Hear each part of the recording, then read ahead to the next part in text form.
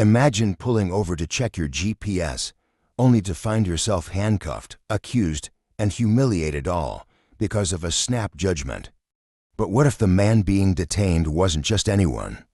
What if he had the power to make one call that would bring the Pentagon to the officer's doorstep?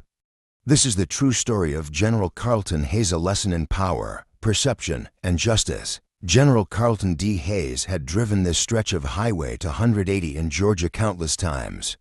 The long roads, the empty fields, the small-town gas stations, he knew them well. But today, his GPS was acting up.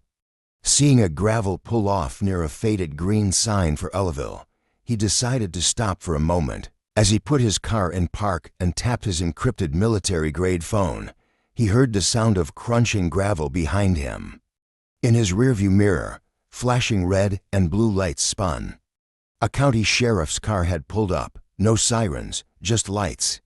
The driver's door opened, and out stepped a tall woman with blonde hair tied in a tight bun, aviator sunglasses shielding her eyes, and a hand resting on her holstered gun. No greeting, no request for license and registration. Instead, she tapped hard on his window. Tap, tap, tap, dot, dot. Carlton lowered it halfway. "Afternoon, officer." "What are you doing out here?" she snapped. "Pulled over to check my GPS," he said calmly. She squinted and glanced past him into the car. "Where are you headed?" Her tone wasn't curiosity, it was control. Carlton read her name tag, Wilburn. "Just correcting my route," he replied evenly. Wilburn stepped back and unclipped the strap on her holster. "I'm gonna need you to step out of the vehicle." "For checking my GPS?" Carlton asked. "You're on private land. This area has a history of illegal dumping," she stated. "You fit the profile." The profile, Carlton exhaled slowly. He had been in high-pressure situations before: Iraq, Bosnia, even the halls of Washington, D.C., but this wasn't proper protocol. "I'll step out," he said evenly. "But to be clear, I've done nothing wrong." "You're being uncooperative," she shot back. Carlton frowned. "I've complied with every word you said." She ordered him to place his hands on the trunk. He hesitated. "Ma'am, I'm a federal officer. My ID is inside my vehicle. Please allow me to retrieve it." "I said, hands on the trunk." She grabbed his arm, twisted him, and slammed his palm against the warm metal. A few passing cars slowed. A woman in one car rolled down her window and raised her phone. A teenager in the back seat was already recording. The silence was thick. People weren't just watching, they were waiting. "I respectfully request that you call your supervisor," Carlton said steadily, "or allow me to retrieve my ID." "You don't make requests right now," Wilburn snapped. "You wait." Carlton stayed calm. "I'm Lieutenant General Carlton Hayes. My identification is in my briefcase inside the car." Wilburn scoffed. "You expect me to believe that?"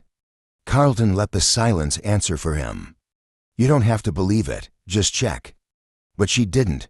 Instead, she radioed in, muttering the words "suspicious male and possibly armed." "I'm not carrying a weapon," Carlton said firmly. "You people usually are," she muttered. Carlton blinked slowly. "You people." At that moment, the teenager recording zoomed in on something in the back seat. A neatly folded jacket with a military insignia and 3 stars stitched into the collar. "Dad," the boy whispered. "He's Army. Look at his jacket." Another police car pulled up. Deputy Lamar Boyd, a seasoned officer with a salt and pepper beard, stepped out. He approached Carlton's car and opened the back door. "Sir, may I ask your name?" Boyd said. "Lieutenant General Carlton Hayes, United States Army." Boyd blinked. "Did she see your ID?" She had it in her hand. Boyd turned to Wilburn, who stiffened.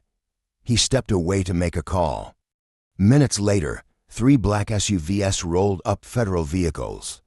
Out stepped Colonel Errol Gaines, a high-ranking officer well known in military circles. Gaines walked past Boyd and Wilburn without a word and opened the car door himself. "Sir," he said, "are you all right?" Carlton nodded. "Fine, just bruised pride."